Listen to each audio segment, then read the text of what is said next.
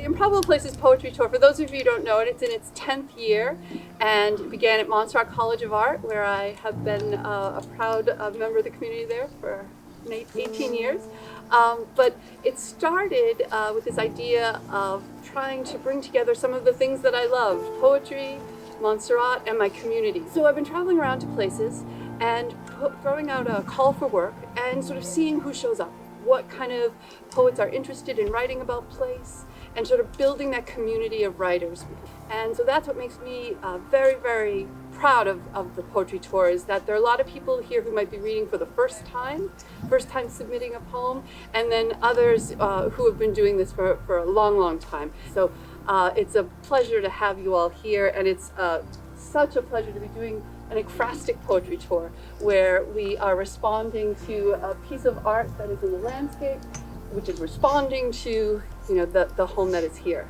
Tonight we're going to hear from about 20 poets, each with one poem that somehow makes its way through one of those portals out there and brings us either to here, to the natural world, or to somewhere that is a memory, a metaphor, some representation of a maze, of a tunnel, of a home, of plumbing.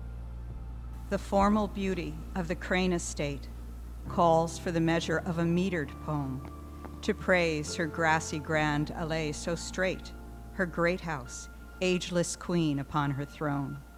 Water is the stonemason, a Michelangelo who sculpts his travertine medium into stalagmites and stalactites.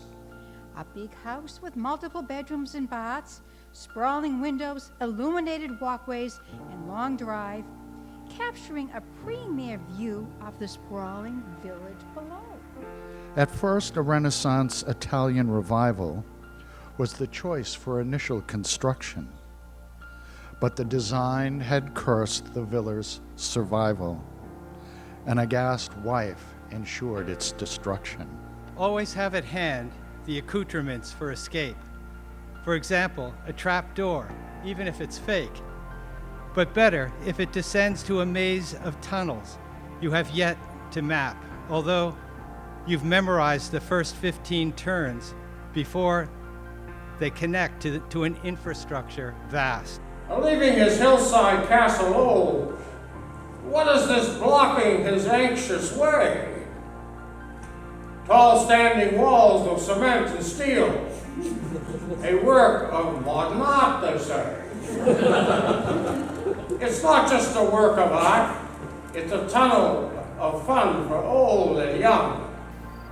I wander the maze, catch glimpses through openings of forest and slate gray sky, views from the 1920s, the old hedge maze.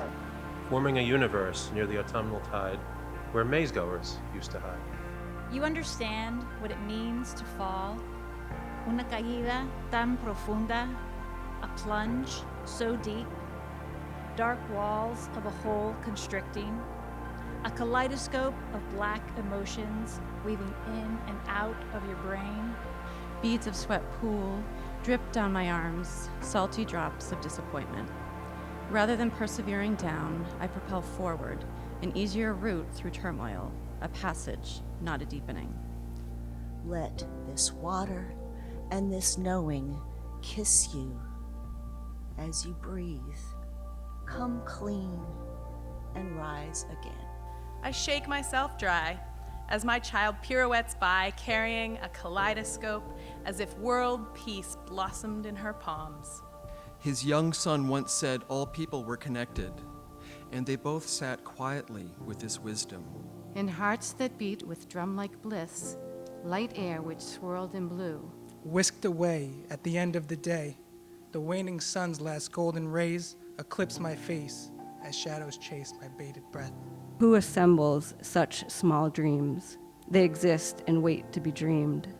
And really you have brought me love with 2 hands, then closed them for some time like a gospel gone unheard in crowd. Driving through the dark covered bridges, overpasses heavy as a bell, unlit like the color of concrete. A blue star creeper lingers in the shadows, emerging from the frost, coated in icy memories, She weeps at the sight of green. I, defined by the men in my family, sister of, daughter of, now wife of, but love. So aware are the birds of the cotton-filled marsh, in the trees that look to the mountains three. They appear in spring as soon as the sun changes its course.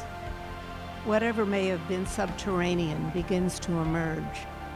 A dune is a weather vane, a stone, an ancient story, more valuable than the true garnets in a handful of sand.